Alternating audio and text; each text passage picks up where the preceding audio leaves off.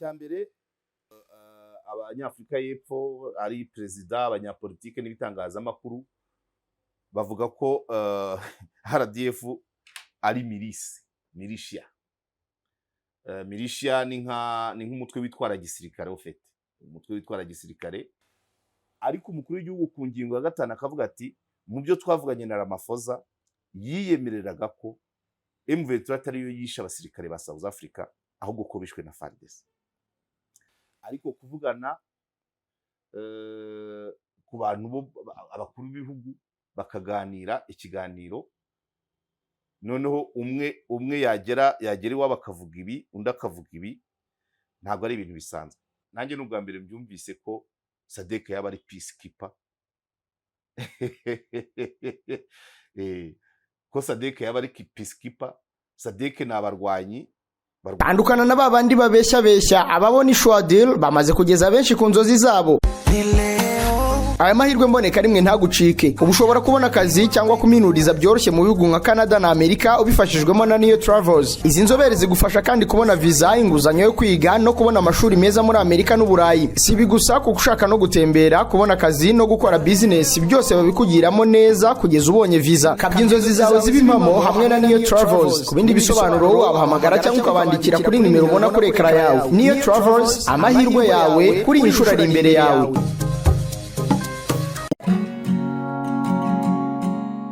Hari imvugo yamamaye yuko umuntu udafite ubumenyi ku muco ndetse no kubimukikije aba ameze nk'igiti kitagira imizi. Hari ubumenyi tudakura mu ishuri ahubwo tukabukura mu buzima busanzwe. Ubu burimo ubumenyi dukura mu bikorwa nko kuganira n'abantu, gutembera, gusura ahantu nyaburanga. Ubumenyi nk'ubu nibwo butangwa na kompanyi nka Jacana Birding Tours, kompanyi itanga serivisi z'ubukerarugendo, ubushakashatsi no kurengera ibidukikije. Tourism, Research and Conservation. Aba usibye gufasha abantu mu bukerarugendo bwo gusura ibyanya bitandukanye nk'ibicumbikiye inyamaswa z'amoko anyuranye by'umwihariko inyoni, banatanga amahugurwa mu by'ubukerarugendo cyane cyane mu guha amahirwe yo kwimenyereza umwuga abizi ibijyanye n'ubukerarugendo, ubushakashatsi no kurengera ibidukikije haba mu mashuri yisumbuye ndetse na kaminuza. Ku bakeneye amahugurwa mu by'ubukerarugendo bisaba kuba wararangije icyiciro rusange cy'amashuri yisumbuye, kuba wararangije amashuri yisumbuye cyangwa se waranarangije icyiciro cya kabiri cya kaminuza. Jacana Birding Tours ni impuguke mu byitwa avian tourism, impuguke mu by'inyoni.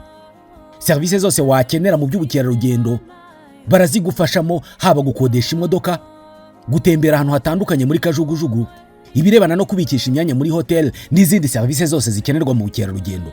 Aho ushaka gutemberera hose hamagara Jacana Birding Tours kuri 07 84 65 68 57 cyangwa se ubandikire email kuri jacanabirding@gmail.com.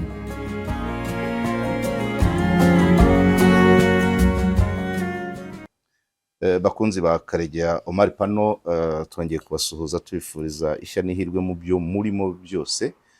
Tumaze iminsi tuganira ku bintu binyuranye, ariko cyane cyane inkuru ziriho cyane n'izijyanye na Kongo, burasirazuba bwa Kongo, ifatwa rya Goma, gusohoka guhunga kw'abasirikare bamwe na bamwe, gutaha kw'abamarisoneri. Press conference yabaye ejo ni byinshi ntabwo twabashije kugerayo, ariko tuba tufite ubundi buryo tubikurikirana. Uno munsi rero simbatindira cyane, ndavuga ku bintu bitatu. Ndavuga ku bijyanye n'ibiganiro umukuru w'igihugu cy'u Rwanda yagiranye n'umukuru w'igihugu cya South Africa Cyril Ramaphosa. Ibiganiro bitagize inkurikizi nziza, kuko nibaza ko sinzi ukuntu ndabyita, ubundi abantu b'abagabo basanzwe iyo baganiriye ikintu kiguma ari cya kindi, ariko abantu b'abagabo noneho bose baba perezida b'abakuru b'ibihugu bakaganira inshuro ebyiri zose, ubutumwa ibiganiro bagiranye bikagenda bitavugwaho rumwe. Ibyo nibyo ndaza kugarukaho. Hanyuma ndaza kugaruka nanone ku bamerisoneri, abacanshuro bari muri Repubulika Iharanira Demokarasi ya Kongo indi nkuru turi bwifashishe ni ijyanye n'abacanshuro b'abanyaburayi benshi bakomoka muri Rumania. Mu nkuru ya TV5 Monde yanditswe na Guillaume Perrier, bigaragaramo mu miyoborere y'aba bacanshuro harimo hagaragaramo benshi bakomoka mu Bufaransa, hakagaragaramo banavugamo umuntu atari ubwa mbere anyuze ku butaka bw'u Rwanda, yahoze mu itsinda ry'umujandarume kapitene gendarme, ashobora kuba ari kapitene Paul Baril w'umufaransa, wavuzwe mu gihe cya jenoside nk'umuntu watozaga abakomando mu Bigogwe. Ngira ngo uyu nguyu Dr Bizimana aramuzi cyane kubera ko yamukozeho ubushakashatsi yakoraho n'inkuru. Iyo ni inkuru ya TV5 Monde ku bamerisoneri bayobowe n'Ubufaransa. Turagaruka no ku itegeko no ku mwanzuro wa UN uhagarika ubucanshuro. Hanyuma noneho tuze kwinjira nanone mu bibazo biri mu ngabo za Kongo. Ibibazo biri mu ngabo za Kongo, akajagari, ruswa n'ikibazo cya diplomasi. Iyi ni inkuru ya Africa Intelligence yanditswe na Olivier Lifran na Joanne Tirwine. So ibyo nibyo tugiye kugerageza gusesengura muri kano kanya. Umukuru w'igihugu cy'u Rwanda His Excellency Paul Kagame yanditse kuri Twitter agira ati, maze iminsi ngirana ibiganiro na Cyril Ramaphosa, perezida wa Afurika y'Epfo, ariko ibiganiro twaganiriye si byo biri kuvugwa n'abanyapolitike bo muri Afurika y'Epfo, si byo biri kuvugwa mu itangazamakuru ryaho. Ibyo twaganiriye byose asa naho yabihinduye. Nicyo nari maze kuvuga. Tukunda umugani w'ikinyarwanda uravuga ngo aho abagabo basezeraniye niho bahurira, bivuze ngo nibyo baganiriye biguma ari bya bindi. Ariko umukuru w'igihugu ati, nagiranye ibiganiro inshuro ebyiri muri kino cyumweru ku bijyanye n'ikibazo cyo muri Repubulika Iharanira Demokarasi ya Kongo. Ati, nganira na perezida wa Afurika y'Epfo, ubwo yatwitingaga yavugaga ko no muri icyo gitondo bari baganiriye, ariko uko byagenze bigeze mu itangazamakuru rya Afurika y'Epfo n'abanyapolitike baho, habayemo icyo umukuru w'igihugu yise distorsion. Ni nko kugoreka ibyo bavuganye, kubihindura. Hakabamo icyo yise deliberate attacks, ni nko guhangana cyangwa kwataka, birumvikana kwataka ku bushake. Hanyuma hakabamo n'ibinyoma byinshi. Umukuru w'igihugu rero akibaza, agasoza igice cya introduction avuga ati, niba amagambo yavuye mu kiganiro ahinduka mu gihe agiye kugera mu mbwirwaruhame cyangwa mu kubwirwa rubanda, niba amagambo yo mu kiganiro ahinduka agiye kubwirwa rubanda, byaba bivuze ko hari byinshi. It says a lot how these very important issues are being managed. Bisobanuye byinshi mu buryo iyi situation abantu bari kuyitwaramo n'uko bayivuga, ko bayimanaginga. Akagenda ingingo ku yindi.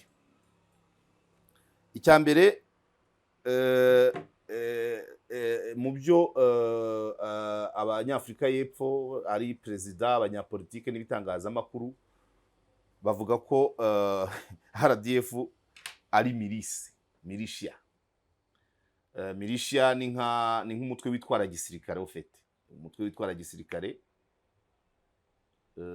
nta nubwo ari inyeshyamba, nta nubwo ari ni umutwe witwara gisirikare mu bikorwa, mu ngendo, mu myambarire, mu myitwarire. Iyo niyo milisi ofete, iyo niyo milisi. Noneho umukuru w'igihugu akavuga ati RDF ni igisirikare cy'igihugu, ntabwo ari milisi. Iyo niyo ngingo ya mbere. Icyo bishatse kuvuga ni iki? Mu mvugo ya Ramaphosa yapfobeje ofete, yapfobeje ingabo z'igihugu cy'u Rwanda, azita umutwe witwara gisirikare. Iyo ngeze nkaha, Tshisekedi we avuga ko RDF isapotinga M23, Ramaphosa akayita RDF kayita milisi, mu gihe M23 nayo ubwayo atari milisi, nk'uko Bintou Keita yakundaga kubivuga, avuga ati ni umutwe ukora gisirikare, ufite ibikoresho birenze bya gisirikare, ukora kinyamwuga. Ubwo rero wowe urenze milisi, noneho abawusapotinga, abo Tshisekedi avuga ko bagusapotinga akaba ari Ramaphosa yita milisi. Ingingo ya kabiri, ubwo ngeze hahandi ibintu bisa naho ibijyanye n'ibinyoma. Afurika y'Epfo, ingabo za Afurika y'Epfo zifata nkaho ari ingabo zaje kugarura amahoro muri Kongo, kandi nyamara zaje kurwana. Mbere uko soma uko umukuru w'igihugu yabivuze, ubundi SADC yaje muri Kongo aho hamaze gufatwa umwanzuro wo kwirukana ingabo za East Africa no guha ultimatum iminsi ntarengwa yo kugira ngo MONUSCO ibe yavuye muri Kongo. SADC yaje isa naho ifite kagenda ko kuvuga ngo peacekeepers, MONUSCO niyo ifite mandate yo kuba ingabo ziharanira kugarura amahoro muri Kongo, ariko SADC itagetinga ngo ibyagendaga kuri MONUSCO nka peacekeepers bize bijye kuri SADC. Umukino uza gupfa, diri rapfa, MONUSCO ntiyagenda, na SADC birahageze, ahubwo hagenda ingabo za EAC, ziragenda zose, hasigara abarundi, ingabo zitarimo Tanzania, ahubwo SADC ije na Tanzania izamo. Umukuru w'igihugu ati Sami DRC is not a peacekeeping force. Izi ngabo za SADC ntabwo zaje kugarura amahoro, nta nubwo ari wo mwanya wazo muri iyi situation, ahubwo boherejwe nk'abarwanyi rebelligérant, nk'abarwanyi baharanira kwataka ku ruhande rwa Kongo, iyo Kongo nayo ihanganye kwataka, bahanganye n'abaturage ba Kongo, to fight against its own people, kandi bafatanyije n'umutwe w'ingabo zavuye mu Rwanda zikoze genocide, alongside genocidal armed groups like FDLR. Uwo mutwe nawo uharanira ku utagetinga u Rwanda, yes, umutwe ufatwa nk'aho ari menace ku Rwanda. Cya gatatu, Sami DRC yasimbuye ingabo za EAC, East African Community Regional Force. Abo nibo bari aba peacekeeper, nibo bari bahagaze hagati batarwana. Ariko kuba Sami DRC, and this contributed to the failure of the negotiation process. Sami DRC isimbuye ingabo za EAC nibyo byazambije imishyikirano. Ingingo ya kane, mu byo abakuru b'igihugu bombi baganiriye, kimwe n'ise distortion, kugoreka cyangwa guhindura, umukuru w'igihugu cy'u Rwanda aragira ati Perezida Ramaphosa has never given a warning of any kind. Nta na hamwe yigeze atanga icyo nakwita nk'integuza cyangwa imbuzi, ahubwo keretse niba umukuru w'igihugu cy'u Rwanda uvuga ati keretse niba yarabivuze mu rurimi rw'iwabo ntumva. Ati keretse niba yarabivuze mu rurimi rw'iwabo ntumva. Ati ahubwo ibyo yavuze ngo icyo we yasabaga ngo ingabo za Afurika y'Epfo ziri muri Kongo zibone umuriro w'amashanyarazi, zibone ibyo kurya, zibone amazi. Ati kandi ibyo ngibyo nzagerageza ubwo butumwa bwe nzabutanga. Ariko ntabwo yigeze akoreshamo ijambo warning. Ingingo ya 5 ikomeye cyane kandi ibanziriza ya nyuma, mu biganiro kuri tweet y'umukuru w'igihugu aragira ati Perezida Ramaphosa avuga ko mu byo twaganiriye, avuga ko M23 itigeze yica abasirikare ba Afurika y'Epfo, ahubwo ko bishwe na FARDC. Ibyo nibyo bavuze, yavuganye nawe muri dialogue, ariko sibyo biri mu itangazamakuru rya Afurika y'Epfo. Ahangaha twakwibutsa mu bihe bya vuba bavugaga abasirikare ba Afurika y'Epfo bapfuye bagera mu 9, biyongeraho batatu ba Malawi, ngira ngo numwe wa MONUSCO wo muri Rigwe. Ariko umukuru w'igihugu ku ngingo ya 5 akavuga ati mu byo twavuganye na Ramaphosa yiyemereraga ko M23 atariyo yisha abasirikare ba South Africa, ahubwo ko bishwe na FARDC. Iya nyuma rero ingingo ya nyuma ya 6 umukuru w'igihugu ati niba Afurika y'Epfo ishaka kugira uruhare mu kugarura amahoro muri cya gihugu, ibyo ni byiza cyane, ariko Afurika y'Epfo nta mwanya ifite yo kugarura amahoro no kuba umuhuza. Agasoza agira ati buryo bumara buba inyuma dans laquelle revenu, and if South Africa prefers confrontation, Rwanda will deal with this matter in that context any day. Ati niba Afurika y'Epfo ishaka guhangana, u Rwanda ruzamenya uko rwitwara muri icyo kibazo umunsi wari wo wose. Ariko mbivuga, Rwanda will deal with the matter in the context any day. Ibi bihereyeho kubera ko mu buzima busanzwe ku mugani wa Rwema Imana imufasha aho ari, n'abagabo basanzwe n'abantu basanzwe ibyo basezeranye barabyubahiriza, amagambo bavuganye akabayo ngayo. Ariko kuvugana ku bantu abakuru b'ibihugu bakaganira ikiganiro, noneho umwe yagera iwabo akavuga ibi, undi akavuga ibi, ntabwo ari ibintu bisanzwe, bifite icyo bihishe. Nibyo Mugabe avuga ati abantu bashyira hamwe kugira ngo bakwirakwize ibihuha. Ikigaragara cyo nuko nanjye n'ubwa mbere mbyumvise ko SADC yaba ari peacekeeper.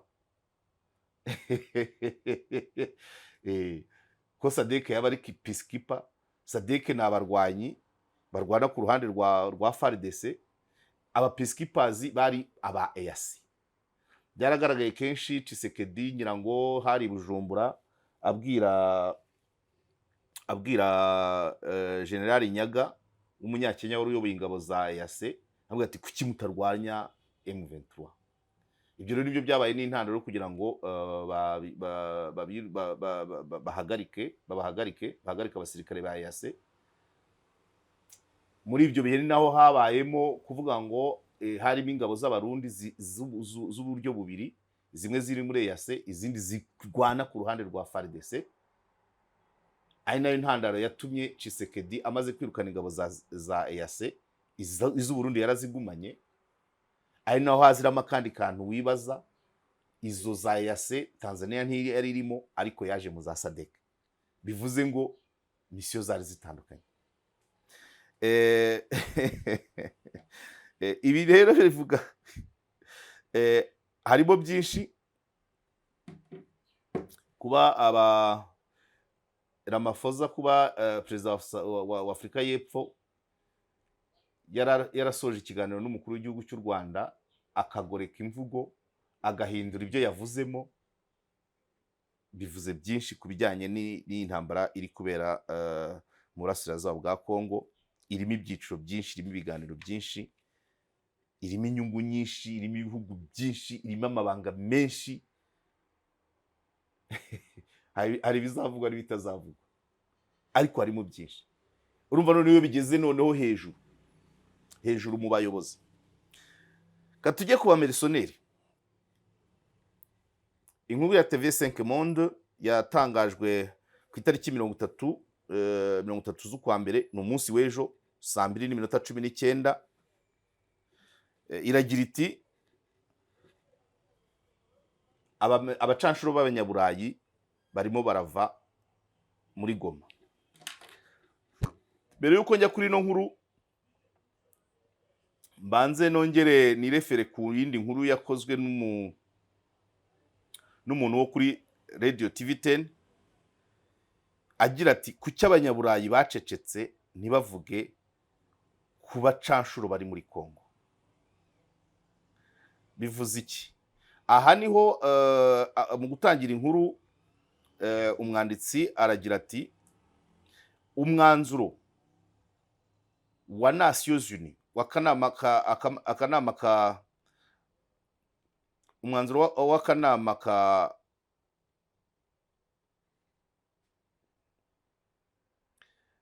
w'akanama ka Loni gashinzwe amahoro ku isi, akanama k'umuryango w'abibumbye gashinzwe amahoro ku isi, nimero 44/34, ndimo ndawushaka neza kugira ngo ntaza kumiskotinga, ariko ugira uti ubucanshuro burabujijwe.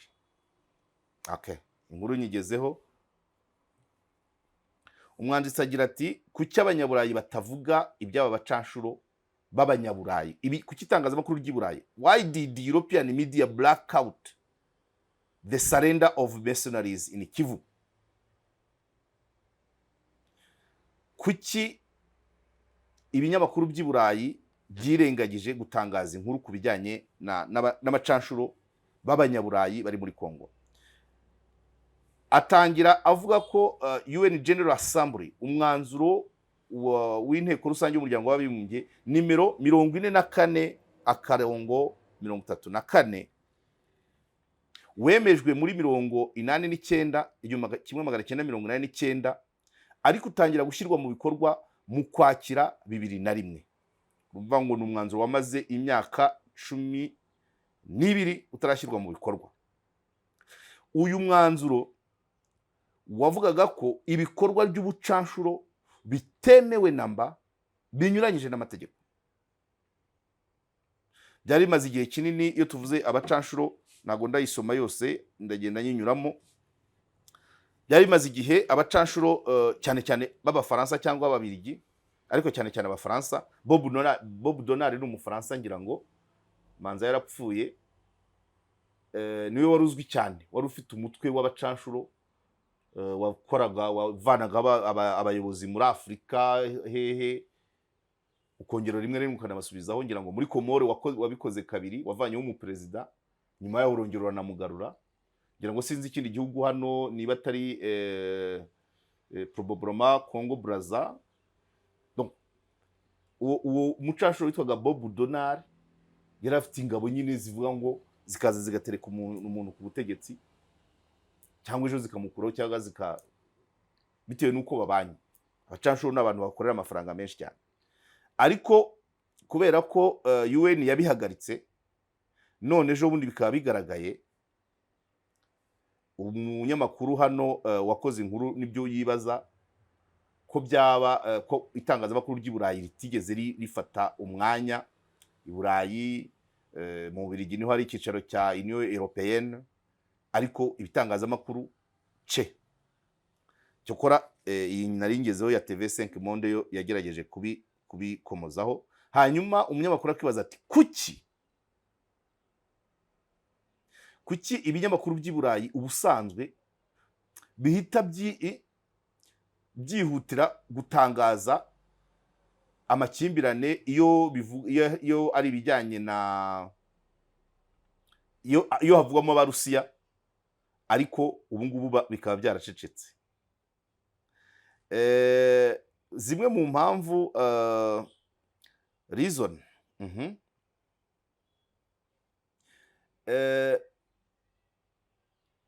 itegeko rimaze UN imaze guca ubucanshuro, habayeho courant yo kuvuga ngo abantu bakore abari abacanshuro bari batekereza ibitekerezo by'ubucanshuro bakora icyo bita les sociétés militaires privées, private military companies. Uyu mwanditsi ati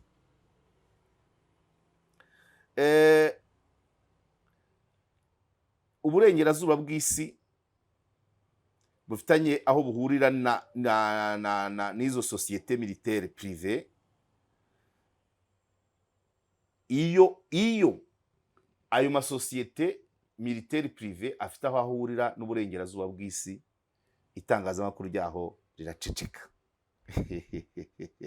Ati rero urugero rwa Kivu, ibiri kubera i Goma nabyo biri muri zimwe mu ngero zerekana ko itangazamakuru ry'i Burayi ritoranya mu gukora inkuru, selective reporting. Atesa aba bacanshuro bavuye muri Wagner cyangwa se mu bindi bihugu by'i Burayi, ati iyo biza kuba byo amatitire yose, imitwe y'inkuru yose y'ibitangazamakuru by'i Burayi yagomba kuba ari byo yivugira.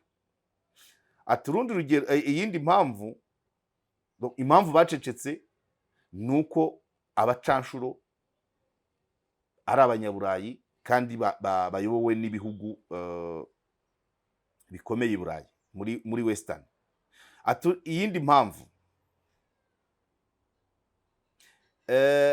mpamvu ati yaba ishingiye ku kuba ibihugu by'i Burayi byinshi bifite inyungu mu kunyunyuza mu gucukura amabuye yo muri Kongo, amabuye yo muri Kongo. Ati noneho ati y'amafaranga aje, iyo hajemo ikibazo cy'amafaranga, ibijyanye n'uburenganzira bwa muntu babishyira muri puberi. Ati babishyira muri puberi. What an opportunity lost for the moral authority. Yes. Ati icyo gihe za zindi bitaga valeri morale ziratakara, kubera harimo abantu ba Union Européenne, harimo aba Amerika, donc ibihugu bikomeye. Agasoza agira ati ibi biragaragaza ko yes, kuba itangazamakuru ry'i Burayi ritarabivuzeho, ryangaga kwerekana aho ingabo z'igihugu nyafurika zambura intwaro abasirikare b'abazungu, ko bitari kugaragara neza. Kubona mwabonye aho Wiringoma yapfukamishaga umucanshuro wari mu bataha. Hanyuma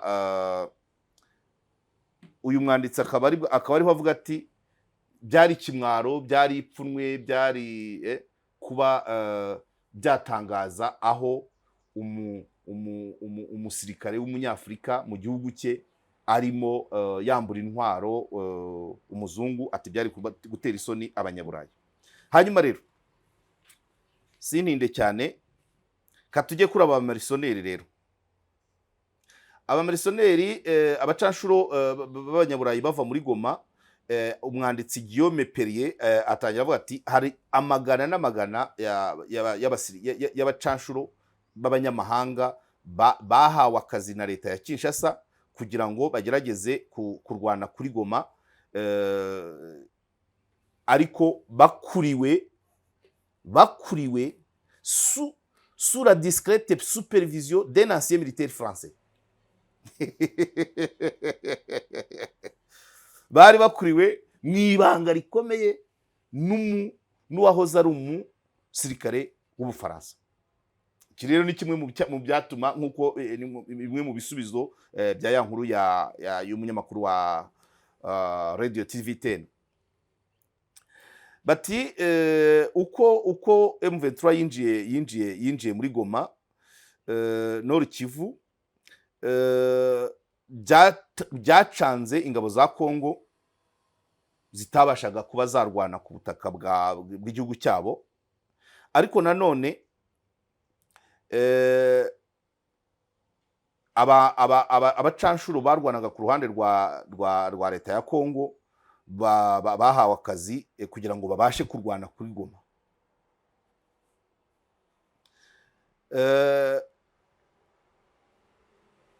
Ati Guillaume Perrier ati kuwa gatatu mu gitondo nibwo twabonye abasirikare b'abanyarumaniya bavuye muri sosiyete yigenga bakoraga, sosiyete yigenga yindi twise société militaire privée, société militaire privée, ati barwanaga muri Kongo, twababonye bambuka umupaka uhuza Kongo n'u Rwanda, binjira ku butaka bw'u Rwanda bakontrolowe n'ubuyobozi bw'u Rwanda. Ati wari umurongo muremure bambaye imyenda ya gisivile n'utundi duto treyi militaire, ni amasengeri wenda amajire n'ibindi bifitanye isano n'igisirikare. Hanyuma bava muri Kongo n'amaguru, bambuka bava Goma n'amaguru, hanyuma bagera ku Gisenyi. Uko ati umunyamakuru ati Kigali ivuga ko haje abagera kuri 280 bakomoka muri Rumaniya, nibo bagaragaye ku mupaka. Hanyuma minisiteri y'u Rwanda, minisiteri y'ingabo z'u Rwanda ikavuga ko bagombaga kubaherekeza kuva ku Gisenyi kugera i Kigali ku kibuga cy'indege, hanyuma bakurizwa indege basubira mu bihugu byabo. Muri ya nkuru navugaga y'umuntu ya Radio TV 10 isoza ivuga ati ese bazagerayo bafungwe, ese niba binyuranyije n'umwanzuro 44/34 bya Loni, aba bacansho bazagerayo bahanwe, uwabahaye akazi niwe uzahanwa, ubayobora niwe uzahanwa? Umunyamakuru arakibaza. Kadukomeze muri iyi nkuru ya TV5 Monde. Muri Rumaniya, Minisiteri y'Ububanyi n'Amahanga ivuga ko iyo izakurikirana uburyo bwo kubasohora mu Rwanda kubageza iwabo, ivuga ko izanagira uruhare, izafata imyanzuro yose yo kugira ngo ibarinde, mettre à l'abri, ibarinde, kubarinda, mettre à l'abri. Ati mu bamilisiyoneri havugwamo 4 bakomeretse. Hanyuma l'armée nationale congolaise, umunyamakuru ati Constantin Timofte muri Rumaniya, kuri televiziyo yo muri Rumaniya, witwa Constantin Tinof yaravuze ati ingabo za Kongo zataye urugamba, natwe turwana battra retraite, ninko twirwanaho dukiza amagara, twirwanaho dukiza amagara. Uyu ni umwe mu bari muri babacanshuro bambutse umupaka bava Igoma bambuka Igisenyi bagakomeza i Kigali. Noneho bageze muri Rumaniya, ageze kuri televiziyo ya leta muri Rumaniya avuga ko ingabo za Kongo zabatanye urugamba, noneho nabo birwanaho bakiza amagara yabo. bajya kwihisha ku biro bya MONUSCO. Sosiyete ebyiri Ralphe na Agemira bose ibyo bigo byombi bikaba bifitanye isano iziguye n'Ubufaransa. Nubwo abarwanya ari abo muri Rumaniya, nubwo amasosiyete Rumaniya, Bulgaria, ariko la tête ubuyobozi n'Abafaransa. Ati ayo matrupe agizwe n'abantu hagati ya 800 na 900.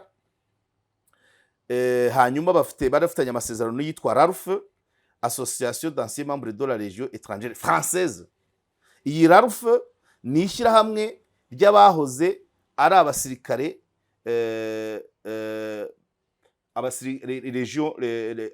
abalegionnaires n'abasirikare barwana hanze y'Ubufaransa.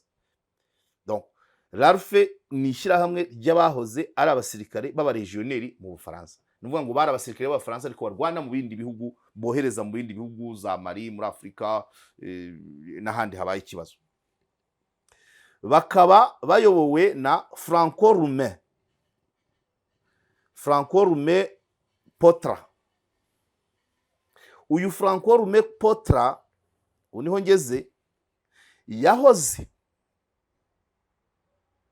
yabaye yinjiye mu gisirikare yinjiye mu gisirikare cyigenga kuva muri 90. Noneho abanza gukora mission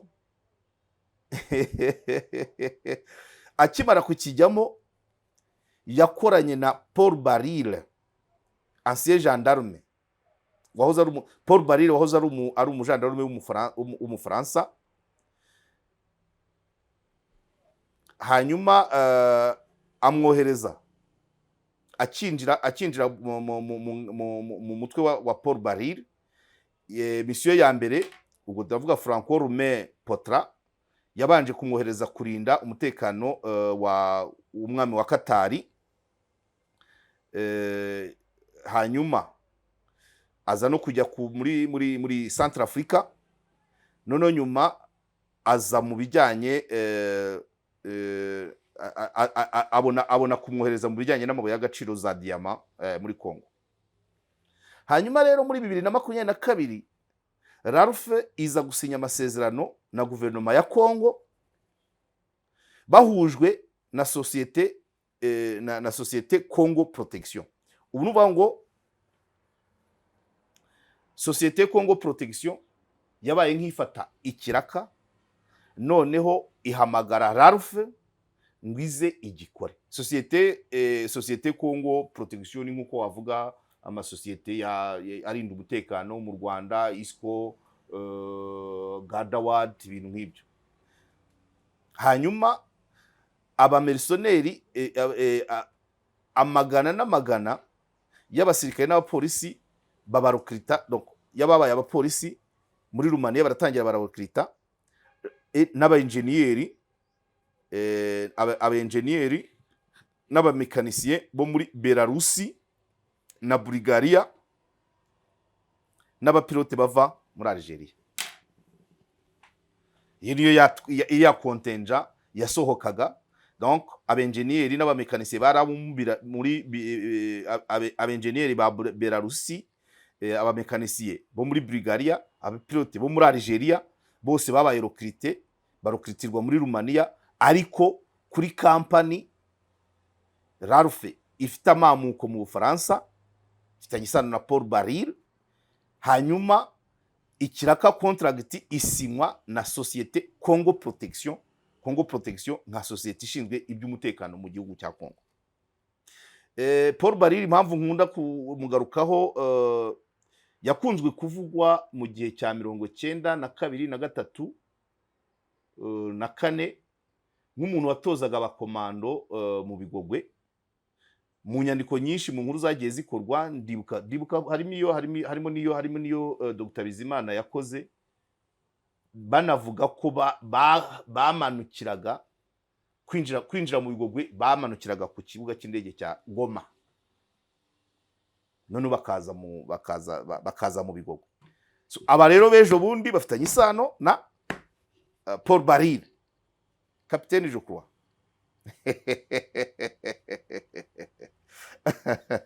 hanyuma rero abandi ni abagera ni abandi bantu nka 20 bakoreshwaga na sosiyete Agemira. Ubwo tuvuye kuri Larufe twari tumaze kuvuga ko ya Franco Rume Potra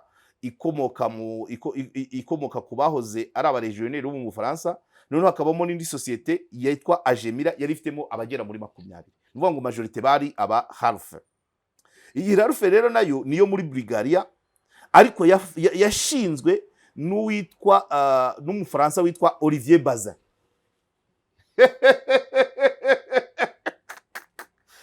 Larufe les anciens yashinzwe n'abahoze ari abaregionnaire mu Bufaransa, hanyuma na Agemira nayo yafonzwe n'umufaransa Olivier Bazin, ariko ayishingira muri Bulgaria. Hanyuma Olivier Bazin yahoze nawe ari umujandarume, aza kujya mu bintu byo muri bya business, ajya mu bintu bijyanye na maintenance,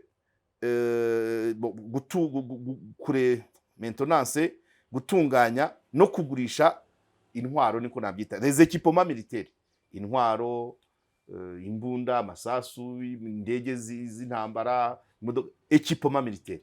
Ubwo wenda tuvuge ko ibintu byose bijyanye n'ibya gisirikare. Uyu rero niwe donc yahoze ari umujandarume, noneho nyuma aza kujya muri business, ariko nayo ifite aho ihurira n'intambara. Olivier Bazin bakunda kwita Colonel Mario, akunda guhora ahora uyu Colonel Mario Olivier Bazin, uko inkuru ivuga ko yakunze kugaragara mu ma network atazwi, network y'ibanga, les réseaux sombres, ni ama network adasobanutse ahuza Ubufaransa na Afrika. Abimazemo imyaka igera muri 30. Donc ama operation y'amabanga hagati y'Ubufaransa na Afrika, uyu Olivier Bazin alias Colonel Mario ayamazemo igihe, akayabamo nk'umuntu ushinzwe umuhuza mu bijyanye no gushaka amabuye y'agaciro, no kuba akaba n'umuntu influencer ku bayobozi b'Abanyafrika. Urumva n'umudira n'umudira, abimazemo imyaka 30. Uyu niwe nyiri company Agemira, yari ifite nawe abacanshu bagera muri 20. Uyu Colonel Mario Olivier Bazin akaba amaze imyaka 30 muri network zitazwi zihuza Ubufaransa n'ibihugu bya Afrika, kandi wakabibamo nk'umuhuza, nk'umunegociateur, cyangwa se umu-influenceur ku bategetsi ba Afrika. Nuvuga ngo Ubufaransa bukeneye umutegetsi wo muri Afrika, bwatumaga uyu Olivier Bazin alias Colonel Mario bakagenda akigisha umutegetsi wa Afrika, turashaka iki, urakora gutya, biragenda gutya, uzavanamo iki, nubyanga uzabona ishyano runaka, gutyo gutyo. Abadila muri 2013 muri 2013 mu rubanza rwaburanagamo icyo bita Concorde, Cercle de Jeu Concorde, bo ni nka club, niko nabyita, ni nka club y'imikino yitwaga Concorde. Yariye nayo yavuze ko iravya demi devoir juge, yemereye imbere y'abacamanza ko ira avoir été un agent de renseignement non officiel au Darfour pour le compte de Quai d'Orsay, avoir aussi tenu un casino mu rubanza muri 2013 aburana, yabwiye abacamanza ko yigeze kuba umuntu ushinzwe iperereza ritemewe, ritazwi, renseignement, agent de renseignement non officiel utazwi, akora iperereza muri Darifuru ariko yoherejwe na Quai d'Orsay. Quai d'Orsay niyo ngira ngo ni presidence y'Abafaransa, niba nibeshya, ariko Quai d'Orsay ni mu Bufaransa, ni mu Bufaransa. Hanyuma ngo akaba yarageze no kugira casino ya metero kare 30, casino nane no mazu y'imyidagaduro. Agira casino Injamena muri Chad. Akongera ati nabashije kunegosia, abwira urukiko, nabashije kunegosia muri 2002 i Paris, nabashije kunegosia le lingot d'or pour le compte d'Ali Bongo, fils de alors président du Gabon. Voilà. Lingot d'or ubwo ni amazahabu, wenda muri lingo sindamenya ngo ni igipimo kihe. Yibwira urukiko ko muri 2002 i Paris yabashije kunegosia imizingo, mbyita imizingora cyangwa imitwaro ya zahabu yoherejwe na Ali Bongo, umuhungu wa Omar Bongo, ngira ngo pour moment ni nawe president. 2002 yarataraba president, ariko uyu Colonel Mario yabwiye urukiko muri 2013 ko muri 2002 i Paris yabashije kugurisha imitwaro ya zahabu yoherejwe, ayigurishiriza Ali Bongo wari ufite se Omar Bongo wayoboraga Gabon. N'ubu ngubu Ali Bongo niwe president. Uyu rero niwe boss, uyu turi kuvuga niwe boss wa Agemira yohereje muri nayo yari ifite abacanshuro hariya Igoma. Umunyamakuru Guillaume Perrier agakomeza agira ati iriya misiyo yari yobowe n'umukoroneri n'uwahoze ari koroneri mu ngabo z'Ubufaransa. Ubwo tubonye Abafaransa inshuro zingahe? Twabanje kubona Franco Roume wahoze ari umukozi wabaye mu gisirikare cy'Ubufaransa, wabaye mu regioneri, akaba yarahoze akorana na Paul Barire wavuzwe muri kano karere muri za 92 kugeza 94. Uwo ni uwa mbere aba muri Larufe. Tumaze kubona Olivier Bazé alias Colonel Mario nawe wabaye umujandarume w'Umufaransa, agashinga Agemira, ayishingira muri Bulgaria, ariko ari Umufaransa, akanavuga ibyo yagiye akorana n'abaperezida b'Abafaransa nka detective privé, niko nabyita, agent de renseignement non officiel. Noneho tugeze kuwa gatatu rero, uwari uyoboye iriya mission ni uwahoze ari koroneri mu ngabo z'Ubufaransa. Okay, hanyuma inkuru ikagira iti barangije akazi muri Mali, Olivier Bazin yarasinye muri 2022. Muri 2022 barangije akazi bari bakoraga mu gihugu cya Mali, Bazin yasinye amasezerano na Kinshasa pour la remise en état de la flotte aérienne congolaise. Barangije akazi muri 2022, bakirangiza akazi muri Mali, Olivier Bazin alias Colonel Mario yasinye amasezerano na leta ya Kinshasa yo gusubiza mu buryo flotte aérienne, indege za Kongo zirimo Sukhoi 2 z'Abarusiya, imwe ngira ngo murayibuka, na kajugujugu 3, no kurepara zimwe mu nzira z'indege, ariko cyane kugira inama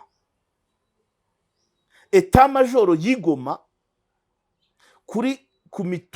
ku mipangire y'urugamba bahanganyemo na M23. Nongere nongaruke, amasezerano yarateye ati donc muri 2022 akazi bakoraga muri Mali kararangiye. Olivier Bazin asinye contrat na leta ya Kongo yo gukora ibijyanye n'ibiguruka, niko navuga, Sukhoi 2 helicopter 3 hanyuma no gutegura inzira zo mu kirere, akongeraho kuba umujyanama w'ingabo za Kongo wa etat major ya Goma mu bijyanye n'uburyo bagomba kwitwara ku rugamba rwo guhangana na M23. Ndumva ahangaha je me fais comprendre. Iyo misiyo yari iyobowe na Romuald Ledonto, ancien colonel dollar. Iyo misiyo yo kujya inama,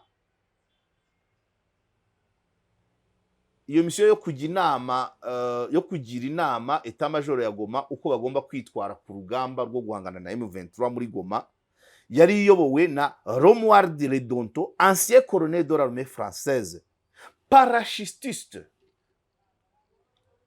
Abaparachutiste ndabita bon, nabo kabite nabo ni nk'abaparakomando, abahanga mu kumanukira mu mutaka bavuye mu ndege. Umuparachutiste wamaze imyaka 36 akorera Ubufaransa muri Côte d'Ivoire, Togo, Afghanistan no mu Rwanda ngaho. Donc nuvuga ngo uyu Romuald Ledonto wari uyoboye iyi mission y'Igoma yo kugira inama etat major ya Goma uko bagomba kwitwara ku rugamba ngo batsinde M23 Igoma. Uyu mugabo imyaka 36 yose yakoze akazi mu ngabo z'Ubufaransa, yakoze muri Côte d'Ivoire, akora muri Togo, akora muri Afghanistan, akora no mu Rwanda. Ubu nukuvuga ngo ugi okay. Mu gusoza inkuru bagira bati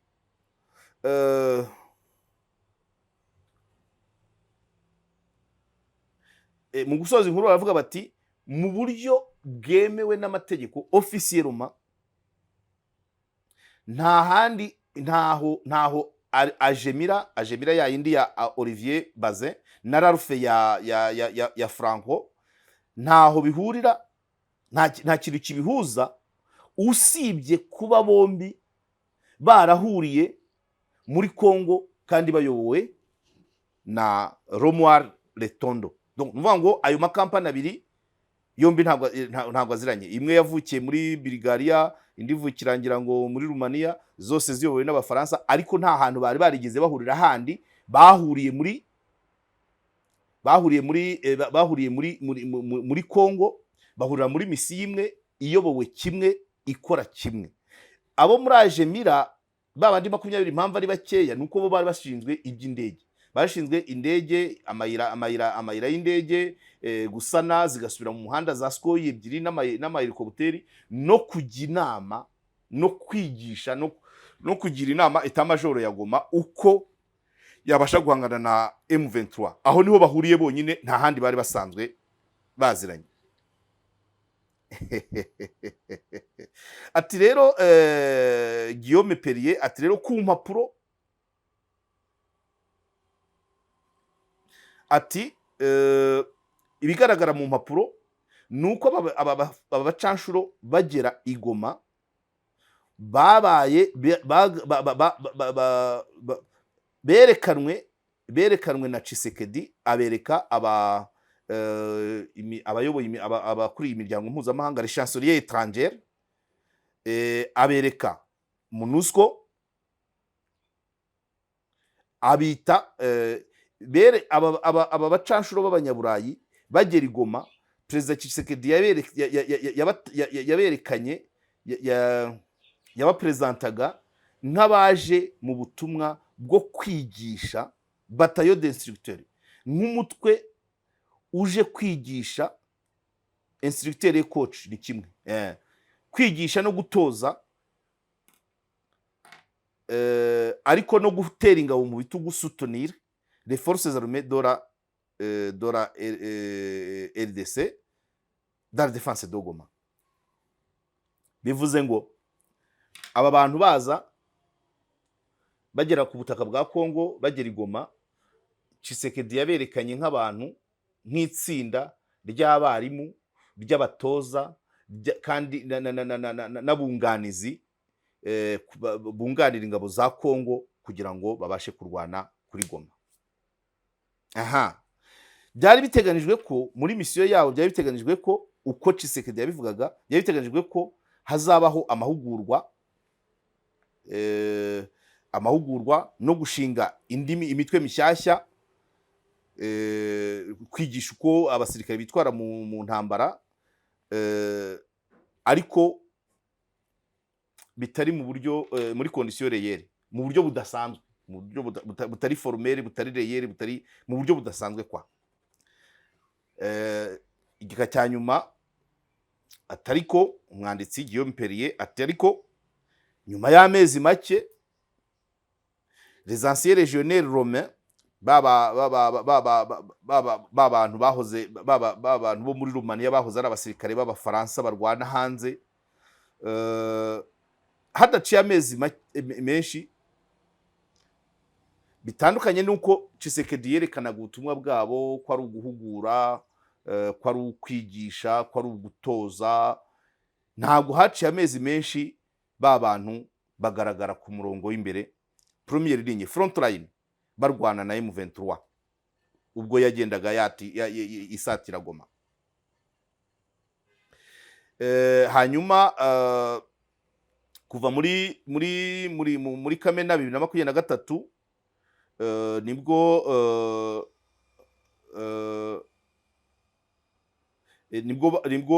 M23 ngo yari igiye kugera i Goma muri Kamena 2023 igiye kugera i Goma. Aba bacanshuro barayisunika igera kure, atariko noneho byanze. Uwo ni umwanditsi asoza avuga ati uko aba bantu baje bitwa abakoci n'abarimu ntabwo byateye kabiri, nyuma y'amezi make bahise bajya ku murongo w'imbere barwana na M23 bayibuza gufata Goma. Hanyuma muri Kamena 2023 barayibatesha bayibakuramo, ariko noneho ubu ngubu byanze.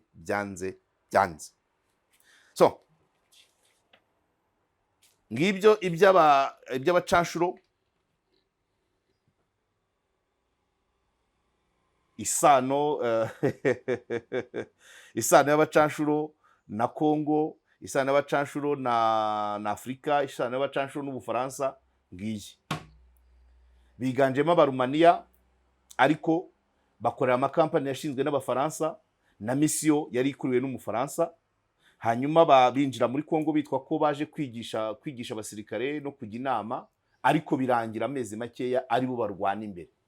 Hanyuma rero nkuko twigeze kubibona, uko Constantin yabibwiye televiziyo, yavuze ati byageze ahakomeye ku kibuga cy'indege, ingabo za Congo ziraduta, natwe twirwanaho ngo dukize amagara yacu, duhungira kuri MONUSCO. Ngaye nguko